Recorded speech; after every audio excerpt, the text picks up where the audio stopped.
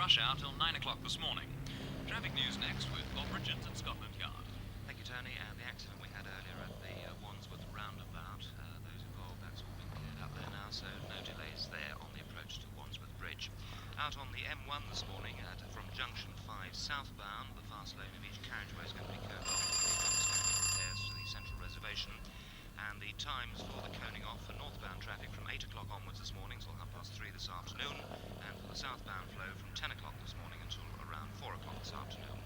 In town, we've got two sets of roadworks which could delay you. The first set's in Marylebone High Street between the junction of New Cavendish Street and Weymouth Street.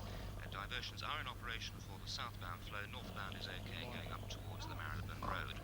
And at the other end of New Cavendish Street, where it crosses Portland Place, they've got a large crane in the middle of the intersection there, and occasionally the traffic lights are being turned off, and the traffic is being directed locally by traffic wardens, so a place to avoid there if you can. 206 Travel News from Scotland Yard. Thanks a lot, Bob. London's weather, 18 degrees at the moment, 64 degrees Fahrenheit, rising to that 21 degrees centigrade, 70 degrees Fahrenheit. And the weathermen say it's going to be cloudy with light rain or drizzle, becoming brighter with sunny periods later on. And watch out for some isolated showers towards evening. Tonight, though, dry. George.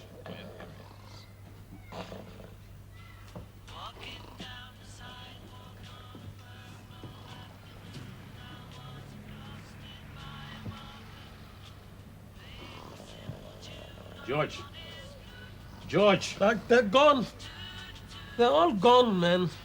I know they're gone. I turned them out myself last night. You don't remember that? Come on, freedom fighter. You gotta carry on your battle somewhere else. Come on. Oh.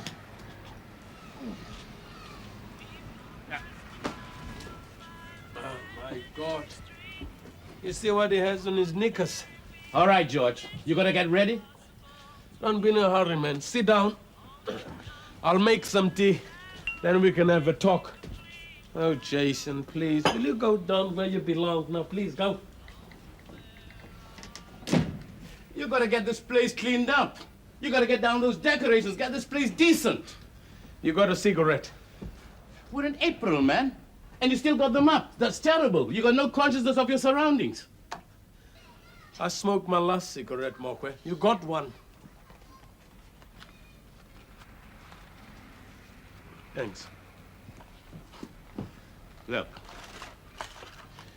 You gotta get this place cleaned like a new pin. You gotta get that Roy neck out of here. You gotta get fixed up with Mr. Barton. Then we're on the road, man. You remember, eh? You remember what you promised my Lily last night? Tomorrow. I'll go tomorrow. Tomorrow is too late. Mr. Barton gonna keep that job for you till 5:30 today. After that, he's gonna find somebody else. Look, man, I can't take that job, Mokwe. I can't take that job, my friend. It's a matter of my principles involved. You know any Marxist comrade going to make you a foreman for 70 pounds a week? You forget your principles and take that job. Look, Barton wants to make me foreman over those parky bricklayers because he knows if he brings in a white man, the white man's going to the union. The union's going to black the site. If he brings in another parky foreman, another parky stop working and start arguments. Now you know why I can't take that job. I'll be a bloody black leg, man. A racialist into bugging. You want your wife to come back to you, or do you want to go on like this? You know me, man. Hell, you know me. Hell, man, I got a lot of fight in me yet. The kennel. I'll go see the kennel. How's the cannon going to help you? He's got no job for you. He's given out all the jobs he's got. I got something to put to him going to open his eyes. I've got a new plan. You'll see. You'll see. Look, you go tell Zazie, I'm going to get these fellows cleared out of the flat. I'm going to get this place cleaned up like new. Tell Zazie I've got a new job with the cannon. When you've got the job, I'll tell her. Only when you've got the job.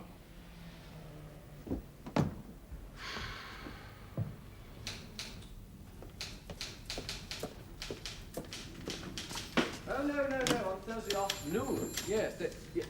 Well, did they tape these shows, you know? Yeah. Hello, be with you in a minute. Yes, well, I am, naturally. I mean, it'll be a peak hour transmission on the following Sunday. Yes, that's it. Yeah, well, to get the ratings, that's frightfully important in the media. Well, thanks, old chap. I'm sure your turn will come. Yes, yes. Regards to your good lady. Hmm?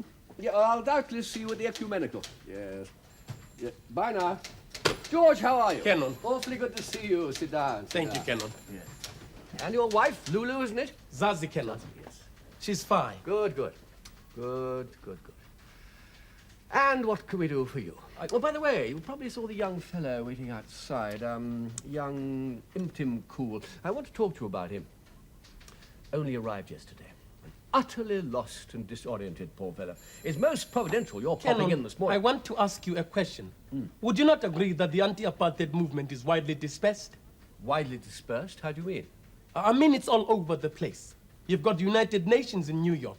You've got the OAU, you've got the NAACP, you've got your lobbies here in Washington, Moscow. Yeah, you're not proposing another fundraising tour, are you, George? Fundraising? Good Lord, no, Canon. No, because funds are the least of our worries. Well, they are, in fact, an embarrassment. What with the Forster government banning us in South Africa and the World Council of Churches vetoing our arms-buying program, it's a real problem to know how best to employ the very generous contributions which are constantly flowing in. I mean, there's Chile. Catholics, of course, but with the Ecumenical Council now taking the view... What I'm about to suggest could well resolve that problem for you. Huh? Who have you got representing the Christian underground at the centers of resistance? Have you got a delegate at the United Nations? Have you got a man at the Organization of African Unity? Not precisely, but I myself, of course, from time to time. You're not taking my meaning. You are the director. You are the brains of the organization, but the brains cannot work without intelligence. What you need, Canon, is a man who can keep you informed, a man who knows how to keep his ears open, a man who's got experience of the internal politics of the various pressure groups, a man with intimate knowledge of the main personalities involved. Well, I think Now listen, Canon, you employ me as a roving delegate, and I keep you supplied with real inside information. That way, you can persuade people to do what you want. Well, I Just don't know take about Matuzato. that. Take Matuzato. They're considering him ambassador for United Nations. Canon, I can tell you things about that Matuzato. So when he stands up at the General Assembly and addresses the delegates of all nations, he speaks with your mouth. He speaks for you, for the Christian underground. And by God, if he don't, we can fix him so he don't speak for nobody. Canon, what I got on that Matuzato... No, I'm afraid, George, we couldn't consider anything that was not strictly ethical. Wait, what I'm talking about is strictly undercover. You appoint me official representative, and I do just what all such representatives do. I make speeches, attend conferences, address seminars, I appear on TV, and I got qualifications too. I appeared on TV all over Europe when I was on the fundraising tour. You remember that? I've been interviewed on television by Ludovic Kennedy. I speak at public meetings every week. Every ex-detainee comes to this country, visits my house. I know everybody in the movement. And I got a prison record second to none. Yes, but George... All right, Obed got a longer sentence. But I stood up to those SBs for 36 days. 36 days of continuous interrogation. Canon, George, I know what you have suffered at the hands of these men. 36 days, Canon. 36 days and the things they did to me. Yes, I know. Now listen, man. You ever stop to think what it's like to have your penis nailed to a table? On tiptoe, I had to stand with a bloody great nail through my member. 5 hours on tiptoe. 5 hours on tiptoe. And I got weak ankles. 5 hours I'm standing there, trying not to think what's going to happen if my ankles give way. All right. Obed done 7 years on Robben Island, and I got only 3. But that was because I was done under the Explosives Act. They couldn't get the Terrorism Act to Parliament in time to catch me with it. 36 days, Canon, before I made a statement. Now that's a record. George, don't think I don't understand how difficult it is for someone like you to accept that his part in the fight for freedom is over. For the time being, of course. But George, you're entitled to a respite. You're entitled to take a back seat for a while. Pursue your career. Enjoy your home and family. I don't want to enjoy my bloody home and family. I've been taking a backseat for 5 years in this country. I want to go back into the fight, man. Oh. Why don't you get me back to South Africa?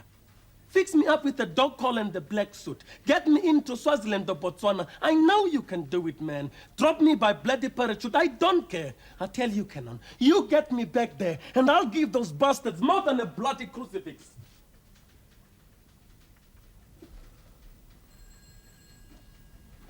I'm sorry, Canon. I'm sorry.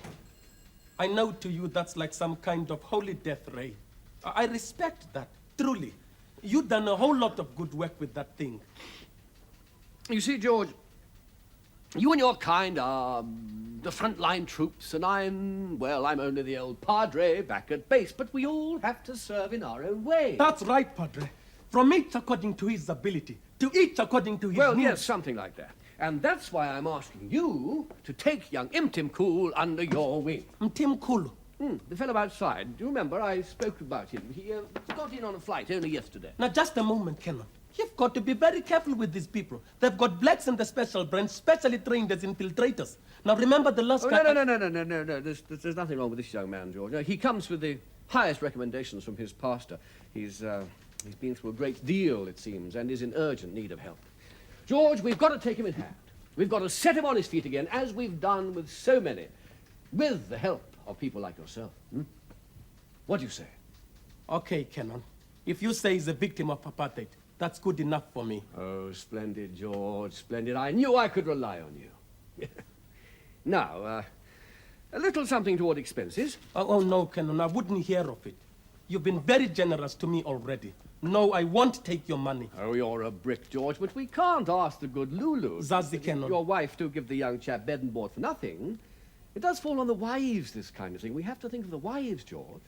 You want me to put him up at my place, Canon? As you've done so generously with so many in the past. Of course, if it's inconvenient. Oh, no, Canon. Splendid, splendid. I know he'll be in good hands. Now, you'll be in good hands with George here, old chap. You go along with George. He's going to take you under his wing. Well, cheers, chaps, and all the best to both of you. Thank you. Canon, I should explain. They don't drive the nail right through the center, of course. They pinch off a piece of the skin to one side.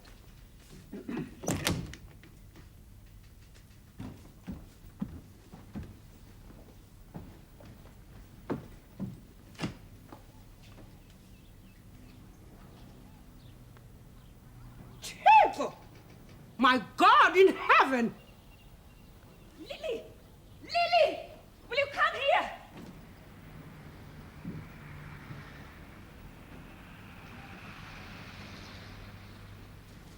You ever see anything like this?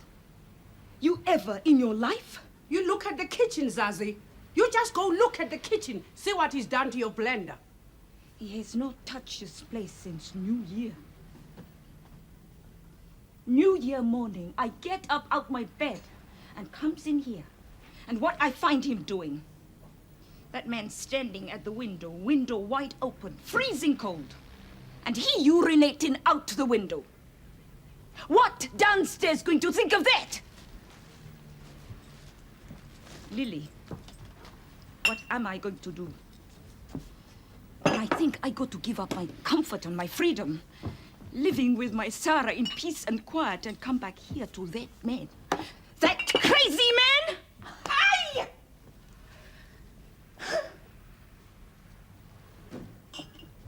There's a man round there in next door flat.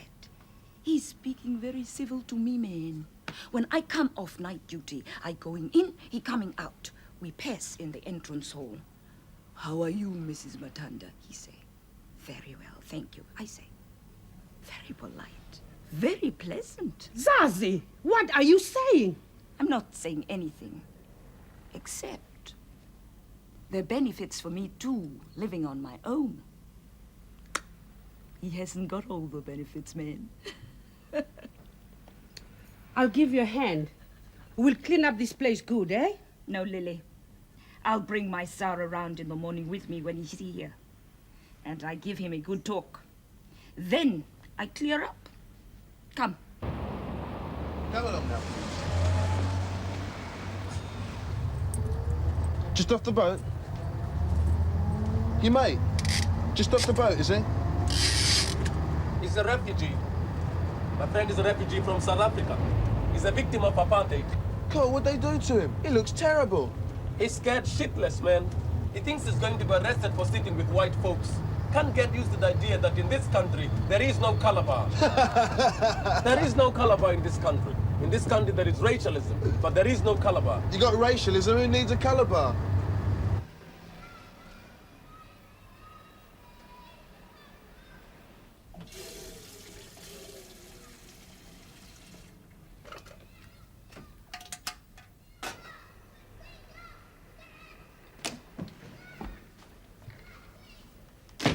Take your coat off. How can you say it's cold? It's April. In this country, April is springtime. You've got to get acclimatized, man. You got thin blood, huh? Well, we all soon get used to this climate.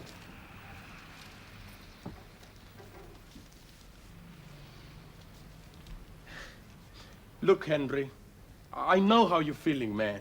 When they let me out of Robben Island, I wouldn't speak to anybody. Even to Zazie, I didn't speak. Oh, Zazie is my wife. 3 years in solitary confinement. After that, you don't feel loquacious. But it's better to talk. It's better for your own sake. You get it off your chest. You feel better.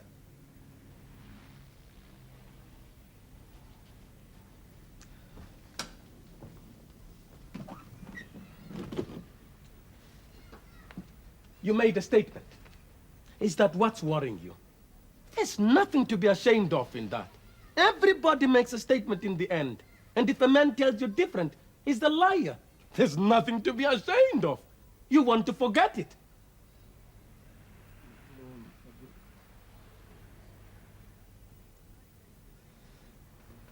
When I gave in and agreed to make a statement, they took me to this special room, a table, chairs, and this stool, just like this one, maybe just a little bit higher. You sit on this chair with your legs straight out, not touching the floor. Your arms sideways, straight the same. Resting on your ass, balancing, you see. In front of you, they've got a psychiatric expert. He's got all the list of the questions you're going to be asked. Well, he don't ask the questions. Behind you, 2 special branch men. You can see them. They ask the questions. The psychiatrist watches your face when you answer each question, marks down your reactions. Each question makes a note on the paper. They go through all these questions, then they take you away. The next day, the same thing, all over again. For 10 days, they do it, man. Some of the questions are crazy. What is your name? What's your father's name? Where you go to school? But you got to answer. Same as the other questions. Who your contact in Joburg? Where your letterbox? Where you get the explosives? Crazy. They mix them up, these questions. And if you get tired and let your arms drop, the fellow behind you fetch you with a buffet on your head. Man, you learn to sit still and answer questions. They put the questions very polite.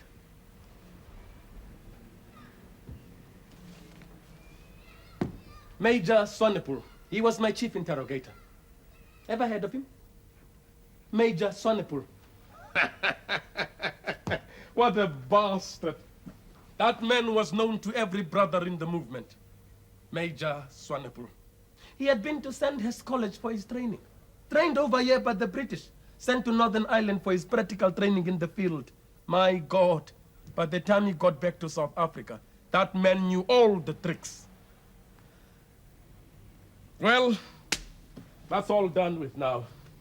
You got nothing to fear. You're in England now. They got no SPs here. So long as you don't get mixed up with those Irish bastards, you've got nothing to fear in this country. Ah, the kettle.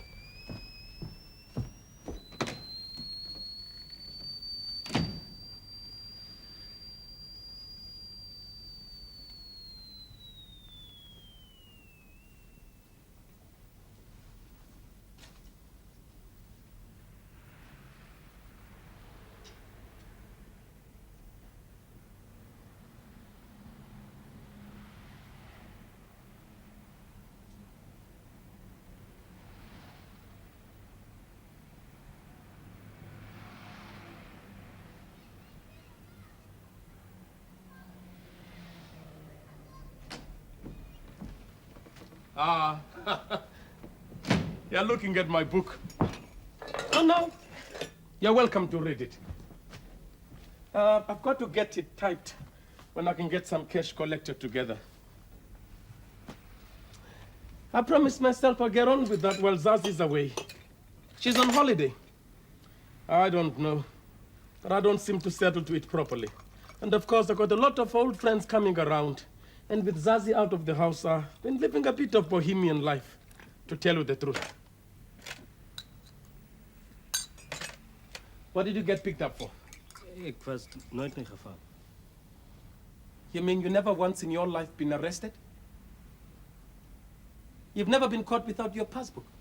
Never been picked up in a house-to-house sweep or stopped in a prohibited area? They never got you under the Group Areas Act or influx control, public violence, public indecency, or unlawful assembly? No. That's just not credible, man. A black man of your years and you tell me you've never been arrested? That's not credible. You working for the special branch. You're a bloody police spy. Come over here to infiltrate the anti-apartheid movement. You picking up information on the cannon. Oh my God. You done a good job too. You got that man eating out of your hand. No, that's not true. Then you're a bloody double agent. You working for the cannon too. The cannon tell you to find out if I'm a party member. Huh. I can tell you now you're backing up the wrong tree there. I'm no bloody Stalinist. Me, a party member. Huh. You're making me laugh. A Marxist. Yes, I'm a Marxist. What do you think you're doing? Now, what do you think you're doing? I better go. Go? Where do you think you're going? You got so many friends in this country. You're going back to the cannon. Oh, no, you don't. You're not running back to that man to tell him I let him down. I've got an obligation to that man to set you up on your feet. Now, put that case down. Look, we got to work on this together. I got to think about what you told me. I've got to think out what to do. Right, come. I'll show you where you can sleep. Then we can go out. Come.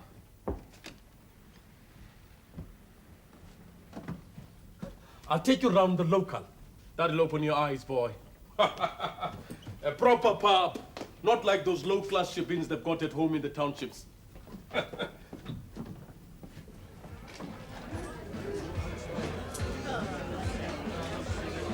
Come on, sit down. Come on, take the weight off your feet. Sit down. What's the matter with you? Sit down. My friend just arrived in this country. He's from South Africa. You see, in South Africa, to sit down with a white man is actually a criminal offense in a public place, that is. Now, will you sit down? You can't go on like this. That man could see you're embarrassed as well. Racialism is founded on the color consciousness of the black. You've got to get that through your thick head. Hello, Barbara. How are you, sweetie? Barbara, I'd like you to meet a friend of mine. This is Henry. Henry, this is Barbara. The Irish Rose. That's what I call her. Isn't that right, Barbara? How's your boyfriend? Is he still bringing those little presents? Her boyfriend is Stuart in the British Rail dining cars. Some friends of mine. Sandra! Oh, Sandra! Hello, Suma. Billy!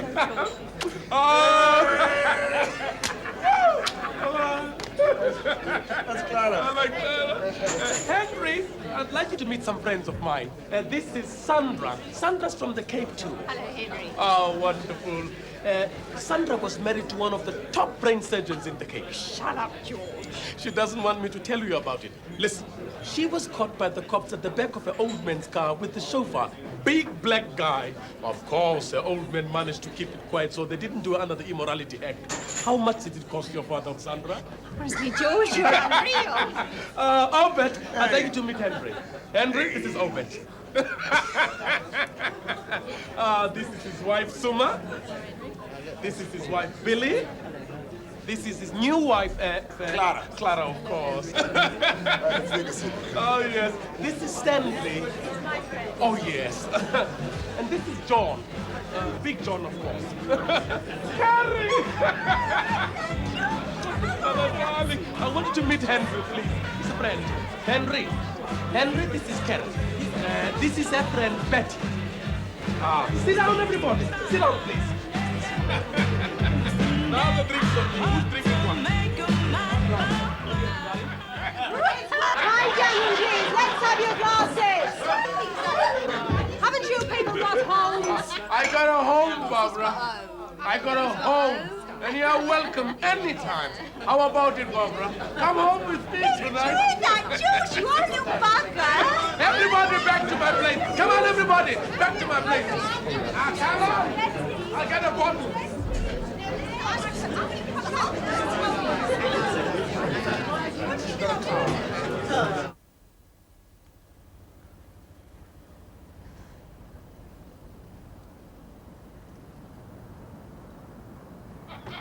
Thank you, Governor.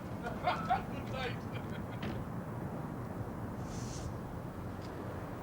Jesus, Yeah? I had a hard time getting this. Where's everyone? Where's everybody gone? It off. Never mind them, George. Well, gone ahead, I expect. Well, we'll walk. All right. We'll catch them up at my place. Come along, Henry. Don't walk too fast. I can't keep up with things.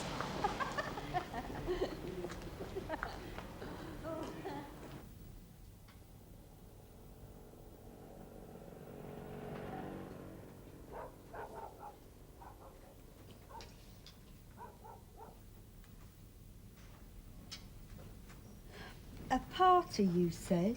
Funny sort of party.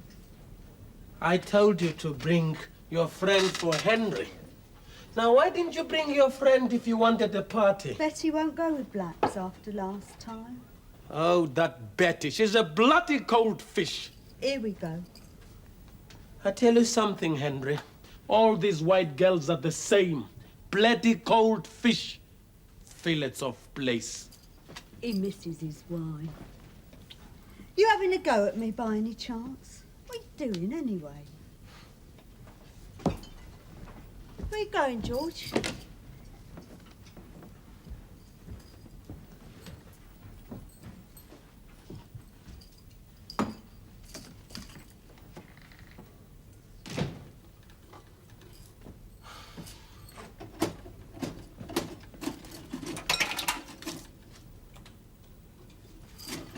George, I feel like it. No, come on, George, I feel like it. For Christ's sake, Kerry girl, don't start that now. Now, come on, go talk to him. I don't fancy him. You're not supposed to fancy him. You're supposed to talk to him. Try bring him out of himself. You ask me, he hasn't got anything to bring out. Now, come on, move on.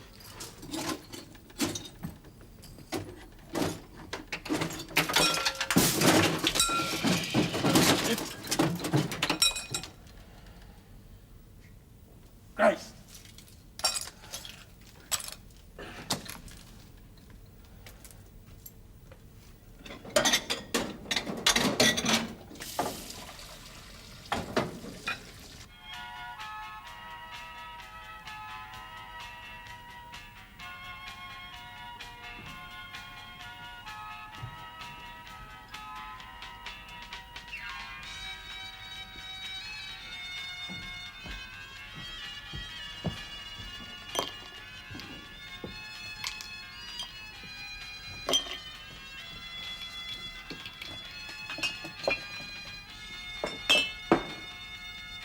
We ran out of drink. I got half a bottle of gin in my bag. Here.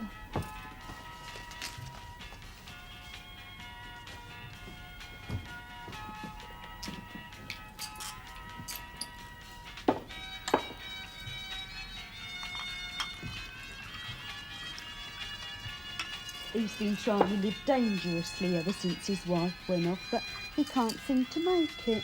Not that I mean he's all right, but he can't seem to enjoy it. What it is, you see, he's got regrets. He won't do it in his wife's bed, he does it in here. Ever so uncomfortable. And that's all from Radio London for tonight. Tony Fish and Nick Lucy will be back on the air at 6:30 tomorrow morning with Rush Hour. I'm stating the fact. I'm not making a bloody racialist statement. I'm stating the fact. You're a lovely girl, Kerry. A lovely girl. It's not your fault you can't help your color. Oh. This is Radio London, closing down. Good night. Bleeding riot this is, isn't it, eh? Excuse me if I faint from excitement. If you want to dance? I'm sorry, I don't know how to dance to this kind of music.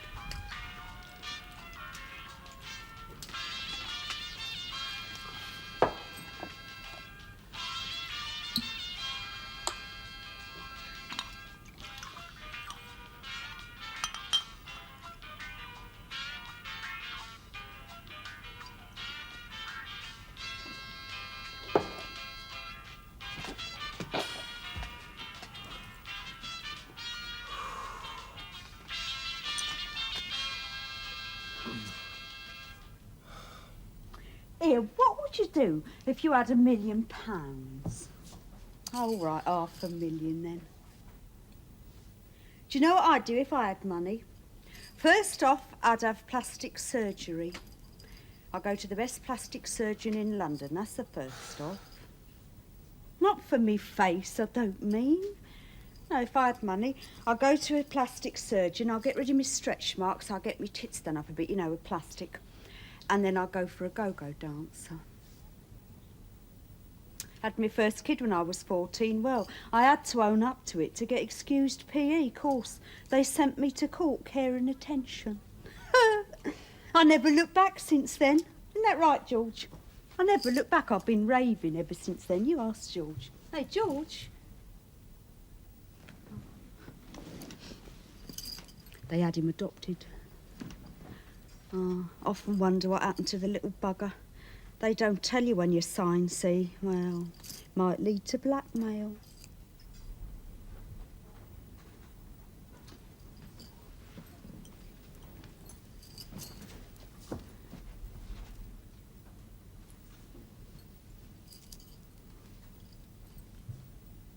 Shall I tell you something about George?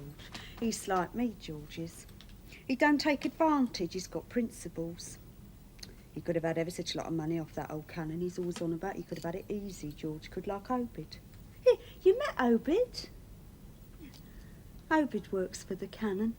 He goes round all them places, you know, Denmark, Sweden and that, raising money for the cause, you know, and a bit for himself. He don't take what don't belong to him, he wouldn't do that.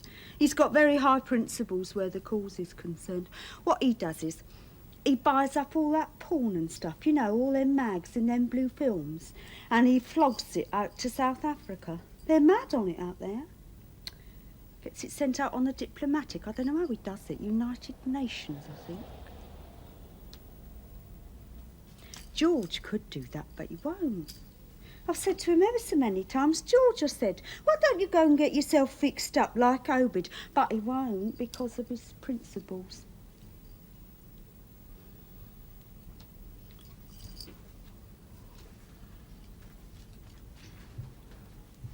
Of course, Obed's fighting apartheid too. Like he says, he's undermining their morals.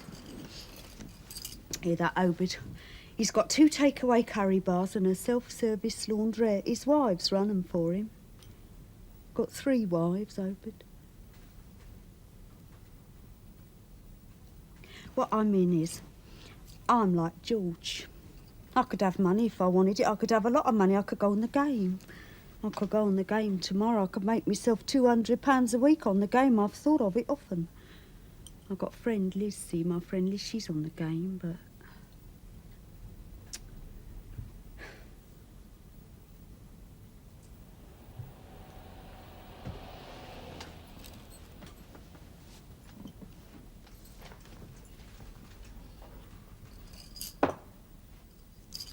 Well, I'm sorry I didn't have a very nice time. Never really got going, did it? Still, it's like that sometimes. It depends on your mood, really, doesn't it? Well, ta-ra, it was nice meeting you. I expect I'll see you again sometime, eh?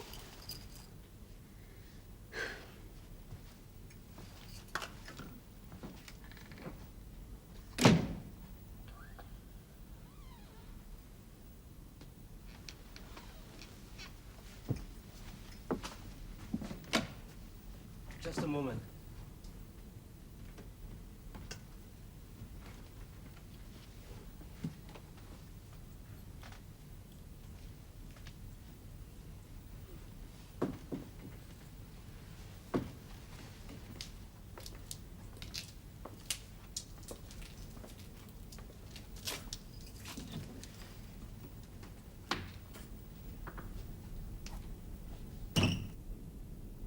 Here, go.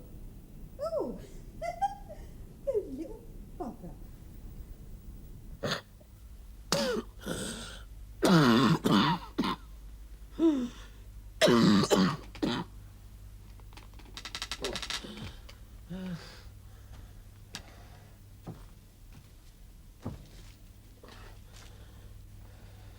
Okay, the next call is this one. Hello.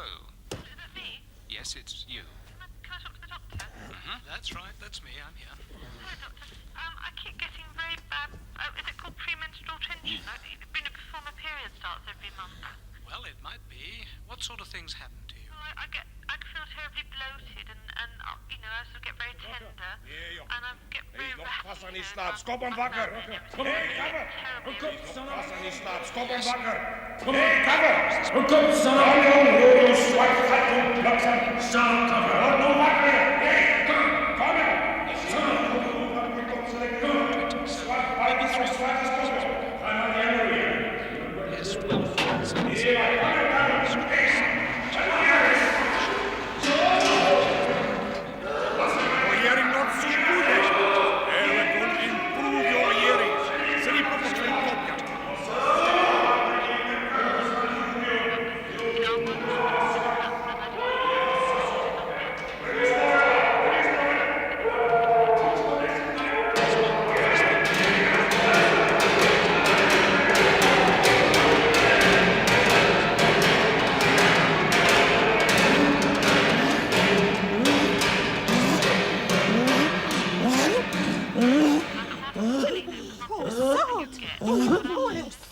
George! Here, wake up, come on, wake up. Look, his knees coming. You're all right? really enjoying life as much as you should, then time is to go and see What a a doctor. bloody horrible nightmare. Bloody horrible. Well, you're all right now. Come on, I'll stay with you. Budge over, come on. Especially have the worst bit, so to speak, and it can help if you tell your doctor about them. Let me just put it into 4 groups, and it'll help. First of all, there are people who, as you say, get pain, and that's usually at the beginning of the period or during the few days immediately before it. I get a backache as well all the time. That's right. Well, that sort of thing can often be helped by going.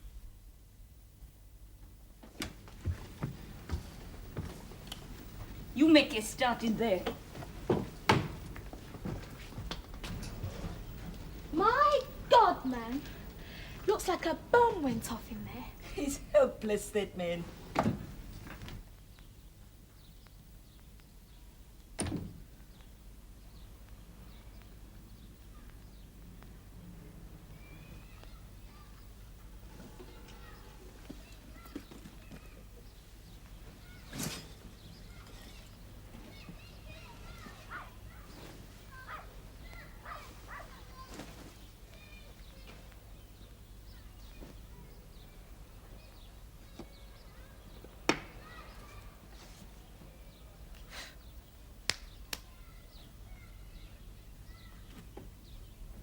He's gone back to sleeping on the floor.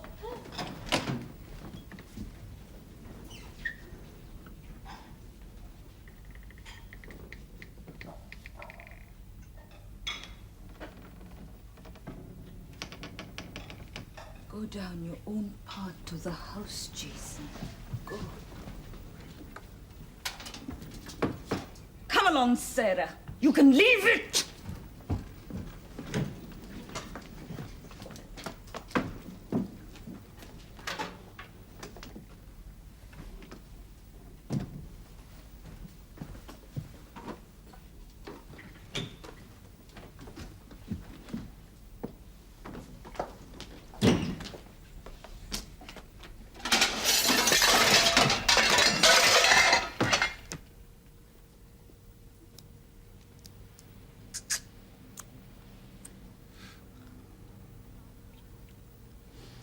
Well, I'll tell you one thing, George. If he goes, I go. That's all right. That's all right by me. You can do what you want, Harry. Who told you to stay anyway? Grateful little pig you are, aren't you? He told the Kani he was a victim of apartheid. Now it comes out all that's wrong with him is that the nervous breakdown. I just suppose he got his nervous breakdown then, eh? You don't just get a nervous breakdown from nothing at all. You don't get it from the SBs either. You get your head bashed in, you get hung up by your thumbs, you get your prick nailed to a bloody table, but you don't get the nervous breakdown. I can tell you. They keep you too busy to be thinking about nervous breakdown. Oh, shut up, George. You tell him. Go on, Henry. You tell him how you've got your nervous breakdown. Well, go on, what are you waiting for? Go on, you tell him.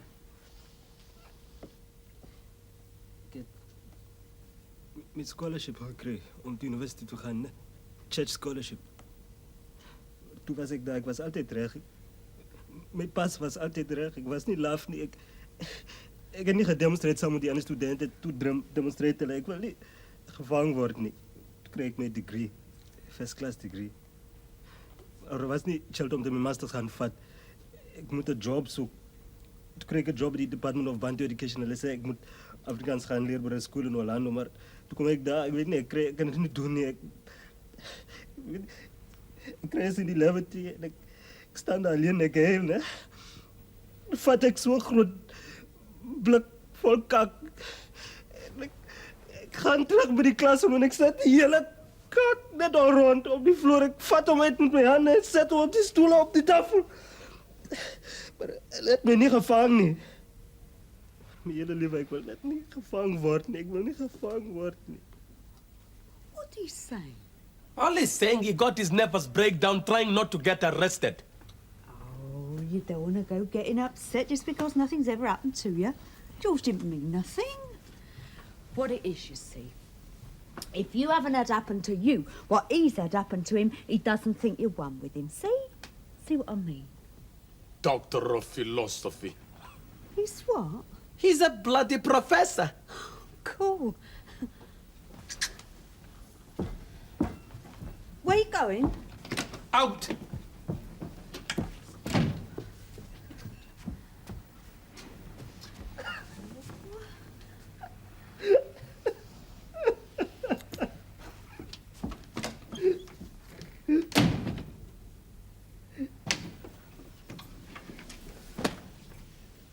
You treat people like shit, George. Do you know that? You treat people like shit. Jealous. You're bleeding jealous. You're green with it. You're jealous of that poor sod because he's a doctor of what's it and you're nothing but a bleeding brickie. You can't stand it, can you? Because he's a proper professor and you're nothing but a bleeding labourer. All right, so you've done a bit of time out there and he never. That don't mean nothing. All that means is that he's got enough bleeding now not to get caught. For all you know, he might have done a murder.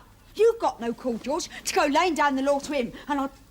No, George! No! Ah!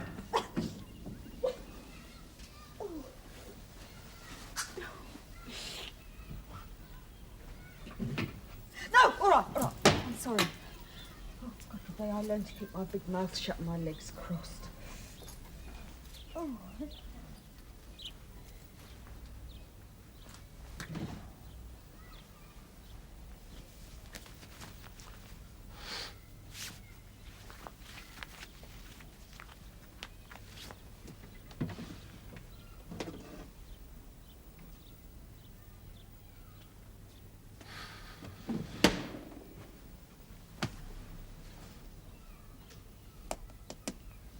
George, that's you.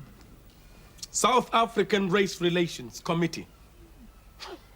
Unfortunately. After I made my first public speech, I was arrested. 2 years I was on the committee. Each time I opened my mouth, they put me in jail. Zazie never knew whether I was coming home or she had to go down to the police station to find out if I'm picked up again. And when I was arrested, she'd go round to the black sash ladies and they'd give her money to pay my admission of guilt fine. And then they turned me loose. Up until that last time, when I was caught right outside the police station with a bag of explosives. I wasn't going to blow the police station. I was going to blow the pass office. But they wouldn't believe that.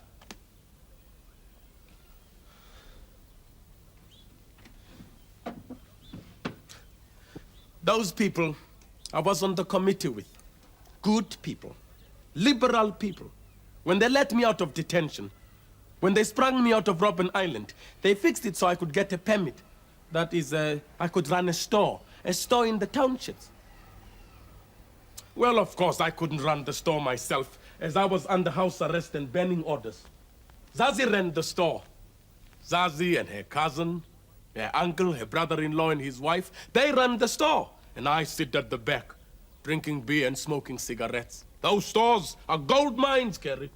People got to come to your store, or they got to go 1 mile, or maybe 2, to the next. And the next store just the same as yours. All the people in the township come to your store.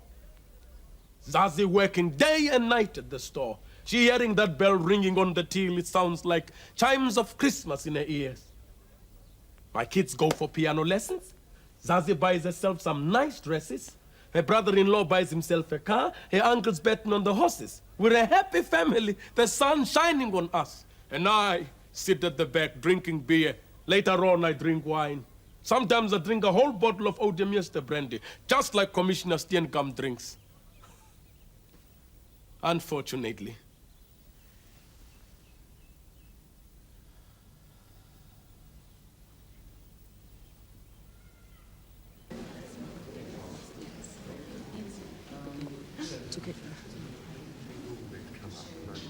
Always inclined to wonder what that's for. Never know, do you?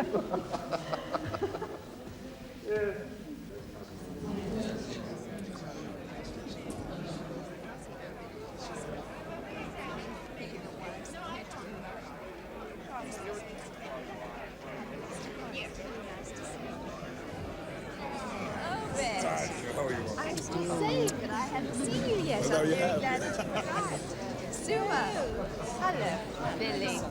Are you well? Clara looking lovely as ever. Sandra, my dear, how nice, how very nice. Do you know Dame Elspeth? No. A frightful woman, but stinking rich. Oh, this is very nice, very. We decided to do the catering ourselves. We weren't having slave labor to function like this. Quite. Oh, George. My dear fellow. Nice to see you. Okay, then. And how's young what's-his-name? Henry Timcoon. Fine, Kenan. How's your Coming along fine. Good. Kenan, did you see the fella I was speaking with over there? No, George, I can't say I did. Well, it so happens when that fellow was in Moscow, he got in a bit of hot water with the authorities. Oh, they kept it quiet at the time because of the other party involved. Of course, he does not suspect that I know anything about it. But if you were to give the word... George, honestly, you must learn to be more discreet. There's some very influential people here. Don't worry, Kenan. I know how to keep my trap shut. Kenan, remember, the time for speaking is past. Remember that. Excuse me. This is my second wife. Jacquie, old chap. A real pleasure. What do you think? Not a bad attendance, eh? Oh, splendid, splendid. You've done a great job, as usual. Jacquie, I was wondering, will George be addressing the conference? Oh, yes, Kenan. He looks forward to this the whole year. Tomorrow is his big day. Do you happen to know what he'll be speaking on? As in previous years, the South African police and security system. His description on police methods and detention on Robben Island is very vivid. Splendid, yes, splendid. Just as long as it's nothing too controversial.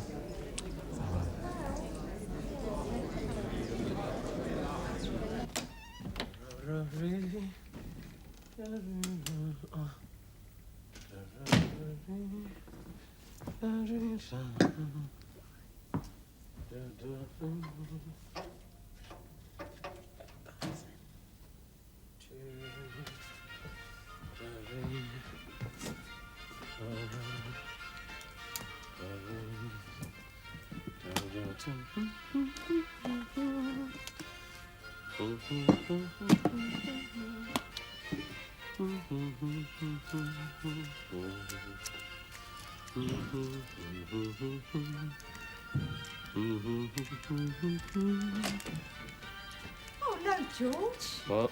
Oh, what time is it? Oh, champagne. Here, you nicked that, did you? It's kosher. It's what? Caramel sparkling white. They do wrap it in napkins in case the Arabs spotted it. Arabs don't drink. Progressive Arabs do. You're having me on. I know they don't drink because I had an Arab, a Lebanese. He didn't drink, he wouldn't touch it. He was on pills. Oh, dreadful he was. He was worse than him in there. Wouldn't leave you alone. Of course, it could have been the eggnog. Lived on eggnog, he did.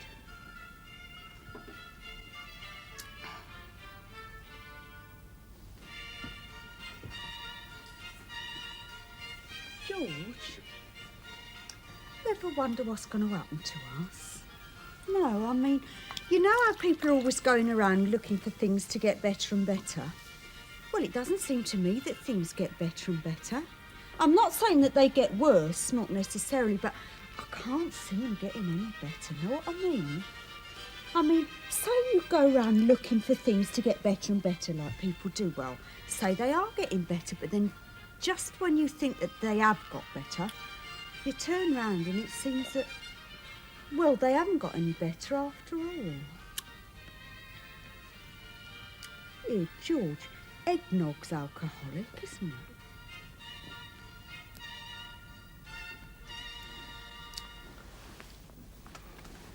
George, I've been thinking, how would it be if I was to move in here permanent? Oh, George, I mean, I done him a bit of good, didn't I? He's cheered up lovely. And that's what you wanted, wasn't it, eh? Get him on his feet. George, I'm serious. I mean, with me and the two of you, it won't get so bleeding heavy, know what I mean? And I mean, with the two of you, I wouldn't feel that I've got to be so soddy and cheerful and happy all the bleeding time, you know, like you do when you're with just one fella. Not that I don't like a bit of a laugh, I do. I like a bit of a laugh. What'd you say then, George, eh? What'd you think if I was to move in here permanent?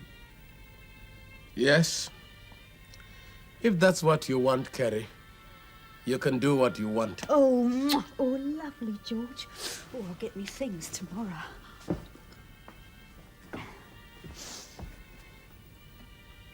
Hey, George, you're not pissed off, are you? No, I'm not pissed off. Because if you was, I mean, well, I don't mind bunking down in here. No, Carrie, I'm just too tired. Those receptions Sandra gives, tiring. And I got to give my bloody speech at the conference tomorrow. Like you say, you got to be happy and cheerful all the time. Tiring. All right, I'll let you get a bit of kick then, all right?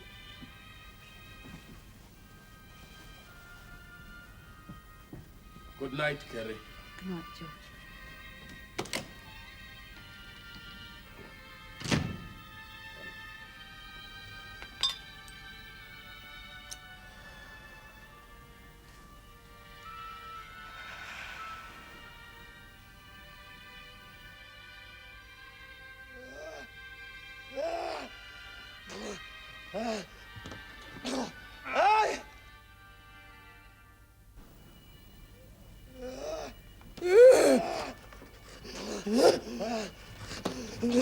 Die Sonne is 'n klipsval af, man. Kan jy nie die goede aanvas aan sit nie, wat 'n keer? He's got too many bloody clips on him, man. Ek gee die jongen, steek hier op sy gat. He's got one up his ass. He's got an electrode up his ass, man.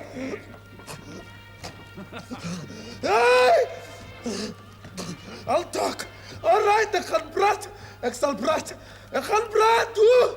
Oh, I'll talk. I'll talk. I'll talk. Talk.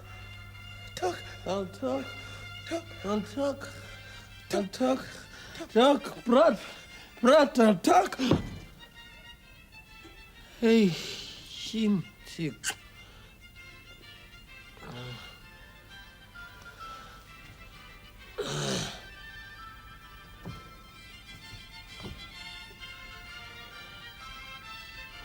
Arts chat show, and we're taking a look at some of the movies showing in town at the moment.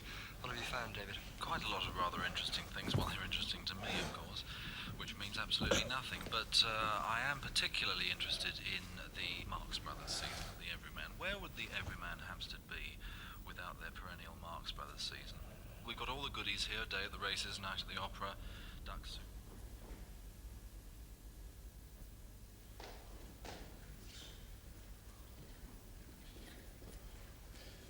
Where the hell have you been, man? I overslept, man. I've been waiting for you.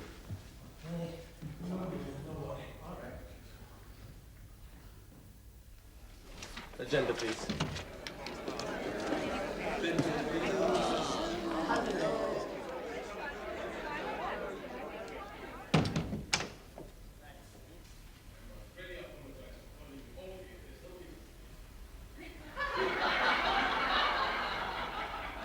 He's bringing the movement into disrepute. That's what he's doing. From all over the Commonwealth they're coming.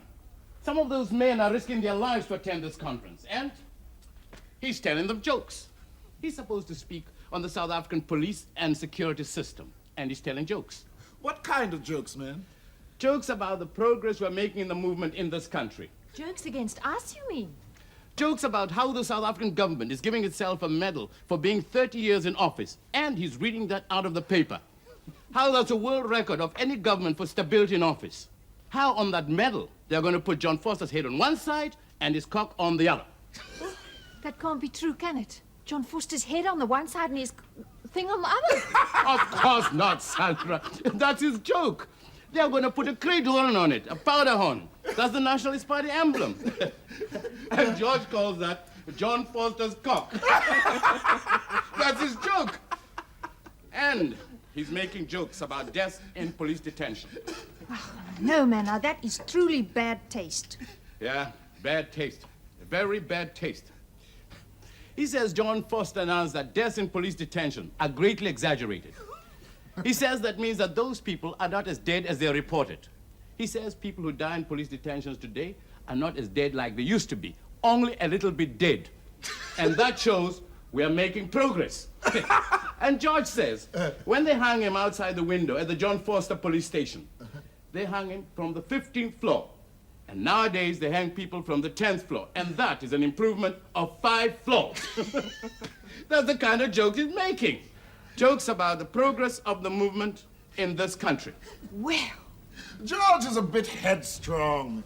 I tell you, man, if his clock timer hadn't ticked so loud, he'd have blown the police station and every bugger in it. That was a mistake. He missed his way. He says he was picked up outside the police station. Outside the police station, yes. Outside in the yard, trying to push his bag through the window with a bamboo cane. That was no mistake, man. exactly. You're saying that George is irresponsible, George aren't you? likes explosives. He likes the bang, the big bang. I like it too. You light a fuse and you wait. It's dark and you're trembling and you're waiting. And then it comes. Bang, whoosh, and you're running, laughing. Oh, I tell you, it's a good feeling. George is missing that. He's got a lot of fight in him, man, and he's got nothing to fight. That's George's trouble. He still wants to go on fighting. We all want to go on fighting, I hope. It's just that most of us have managed to put the past behind us and settled down and got jobs. I mean, we do have to accept the realities of our situation, don't we? He wants to go back to South Africa. He's always talking about it. Why don't we club together? Billy, darling, that just goes to show how out of touch with us you are. None of us can ever go back. You ought to know that. I thought you went back last year. That was entirely different. Ma died and there was property to dispose of. And I only managed that because of...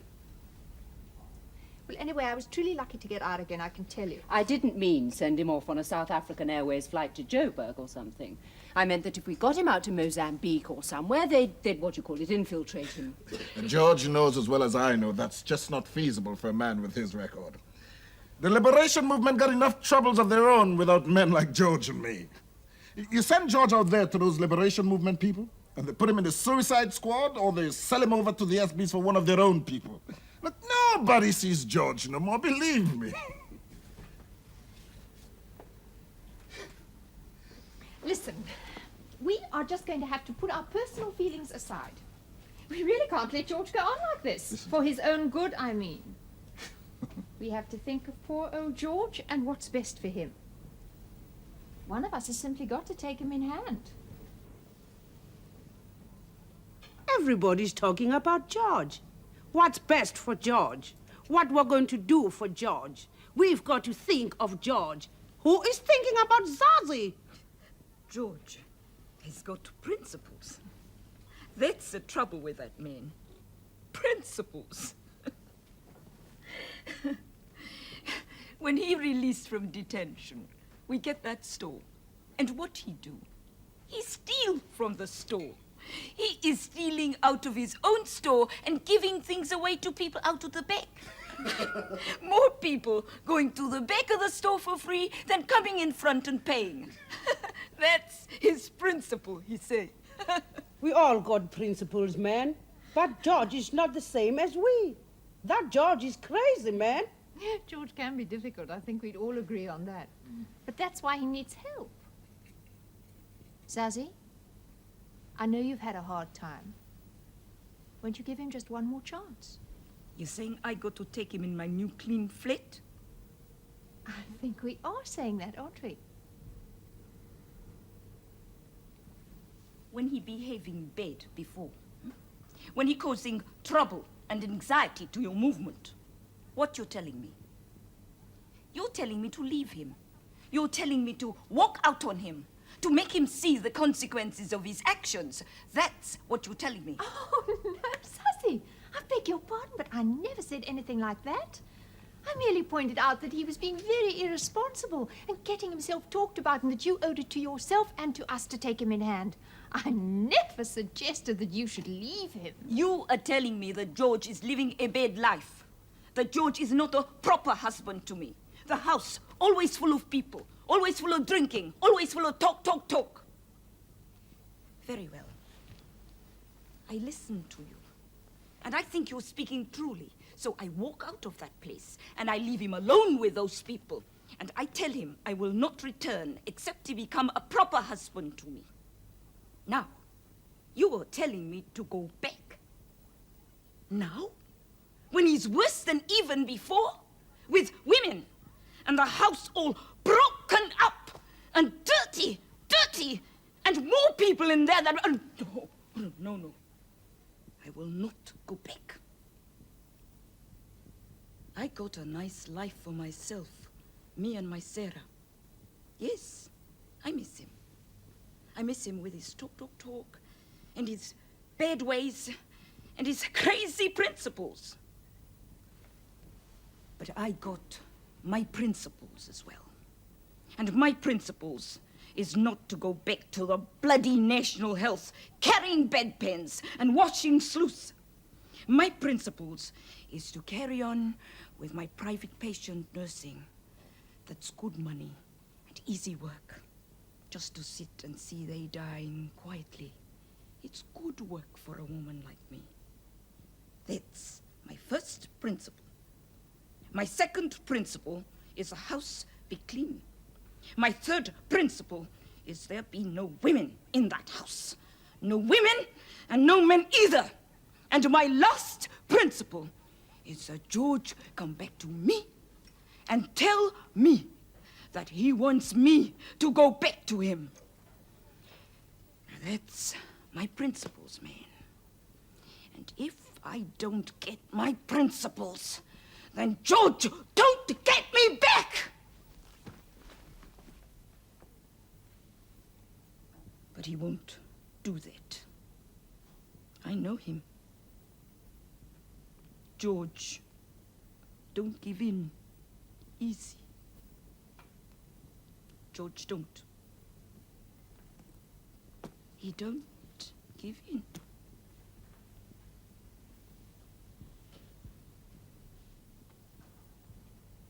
And I don't want. I don't want him to give in. I don't want.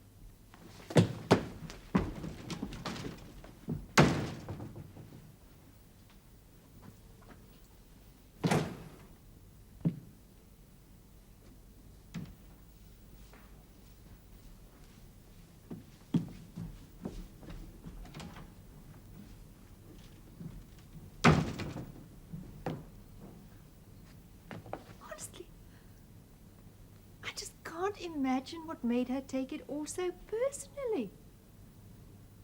I was only thinking of the effect of George's behavior on the good name of the movement. Yes, I can see that it must be hard for anyone who hasn't been through what we've been through to understand our feelings when one of us starts backsliding. I've never really understood what it was you did go through, Sandra. Hey, look, George is enjoying himself. He's living in that place with Henry and that Carrie, and as happy as a pig in shit. I don't think it's funny. We've got to do something. Is that girl supporting him? Oh. I mean, what's he living on?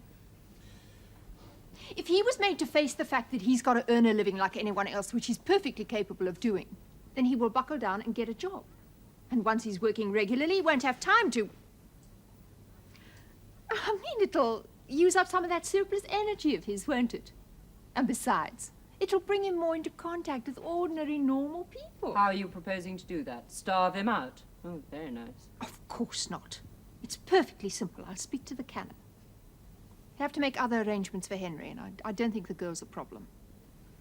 No doubt he owes oodles of back rent, but I'll have a word with Mr. Korczewski. And when he knows that we are taking a personal interest, I'm sure he'll be sympathetic. And then once we've got George's personal life sorted out, well, we can begin to apply a bit of pressure. Hell, Sandra, you're applying sanctions to George. Let's hope it worked better on him than it did on old Buster. Let's hope it works better than it did on Zazie. If Sandra shows her usual degree of tact and understanding, poor old George could find himself out on the street.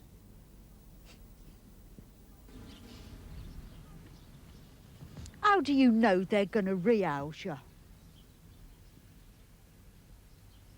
When you're evicted, they got to rehouse you. It's in the act. They got no choice, man. I tell you, he done me a real favor evicting me. Now I'm gonna get a real nice place on the council. You see, he done me a real favor.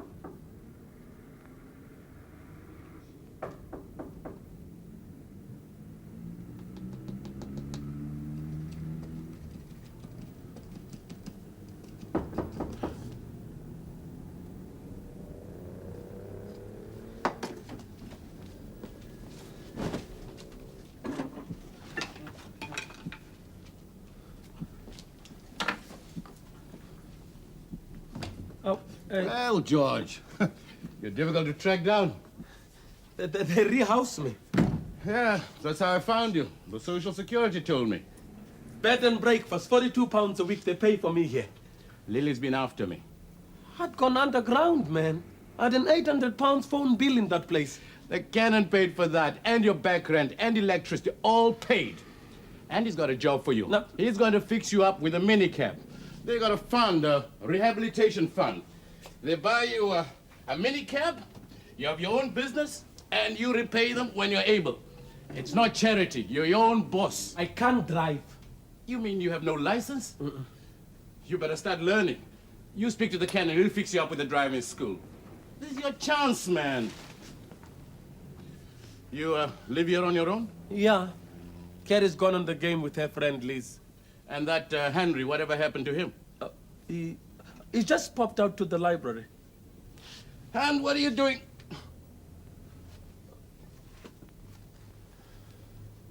Aluminium powder. What the hell are you up to, man? Decorating. Just a bit of home decorating. Cheer up the place a bit. Shit, man. You're not using that old potassium chloride igniter? You do get a flash with that. What's wrong with that? And what's your charge? Plastic. It's in that book. Jesus, this is a useful book. History of Special Operations. This is an official book. Where do you get it from? Public library. Still, this potassium chloride is no good. You got to use amnel in between the igniter and the charge. And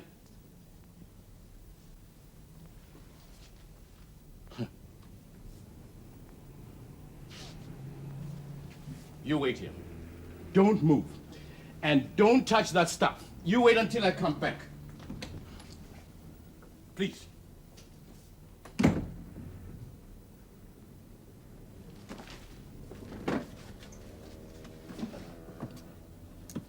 Obed, Mokwe. You better come down here. No. It's George. I'm at the...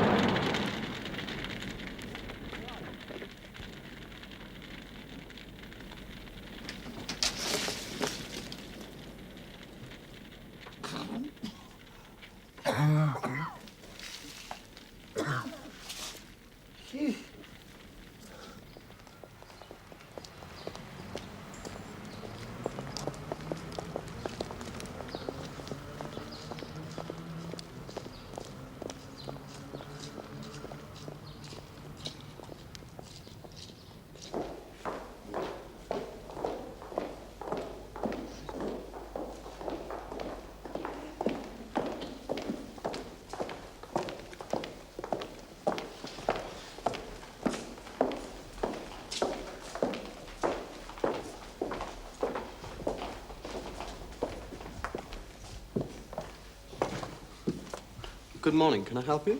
Yes, we'd like to speak to Mr. Matanda, please. Could you wait a minute, please?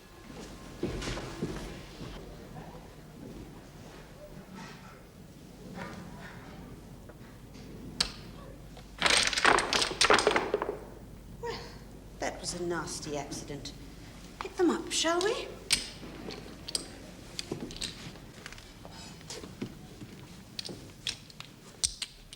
Let's all sit down for a moment, shall we?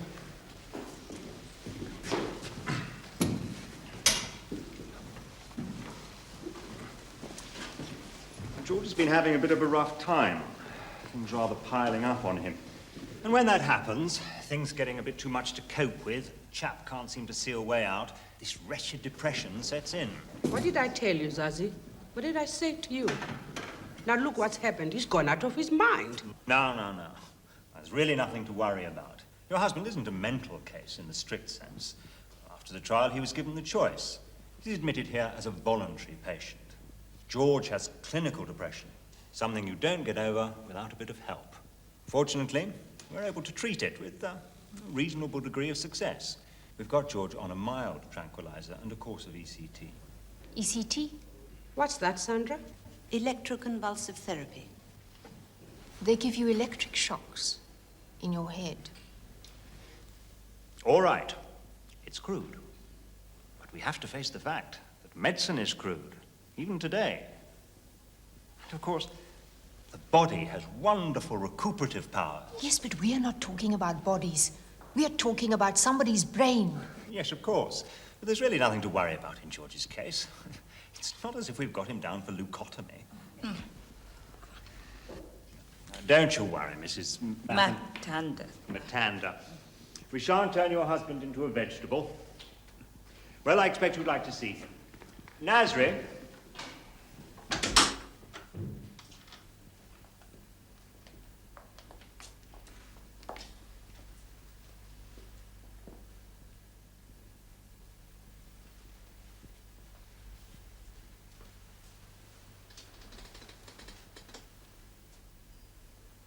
George. George.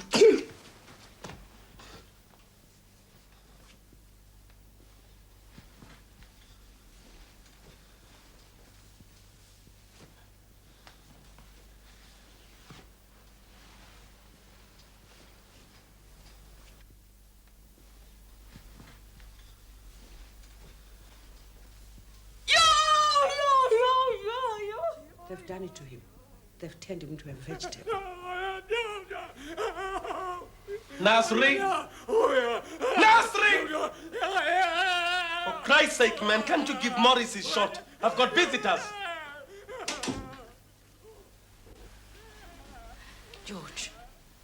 George, are you all right? I've been so worried. Oh, yes, I'm all right. One or two decent fellows to talk to. The alcoholics are the best. One of the alkies is a real gentleman, wing commander of the Royal Air Force. Retired, of course. A very interesting fellow to talk to. He's got a mustache, a big mustache out here. Well, nice to see you all. How are you getting on, everyone? We come to take you out of here, George. You come out of here with us. You'll be all right with me. I look after you. Now, Zazie, I got to take this treatment. I've been sick, Zazie. Sick in my head. This treatment's doing me good. When I finish my treatment, I'll come out. When I come out, I'll be a different man. I don't want you different. You live your life the way you want, George. That's It's all right with me. Live like you want, and I be with you. I've been having talks with my doctor. He explains to me how I've been going wrong. He tells me how I got to learn to recognize the realities of my situation. Oh my God, this is terrible. It's that damnable ECT, that's what it is. George, you mustn't let them. I mean, George, you've got such energy. And although it's true that we've sometimes felt that... George, you've got to refuse this treatment. You've got to withdraw your consent. They must stop using this ECT. It's destroying your mind, George. No, that is doing me good, man. I got depression. Clinical depression I got. That ECT is curing my depression. Oh, of course, it makes it hard to remember sometimes. Oh, that's a bloody good treatment. After that treatment, you feel like a newborn baby. All you're thinking about is when your dinner's coming. Gives you an appetite, that ECT. How long? How long you got to stay, George? I don't know, Zazie. I don't know. I got a hell of a lot to forget. A hell of a lot to forget.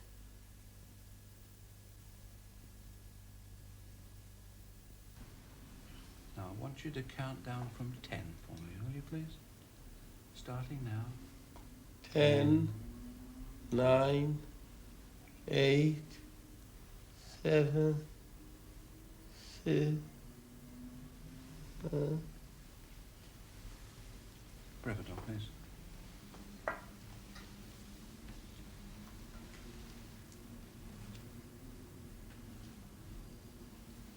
Oxygen okay, please? Thank you. Just hold on to me, okay?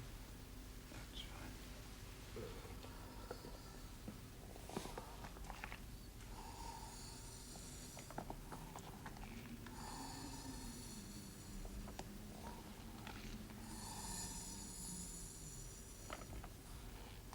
Good. Gag.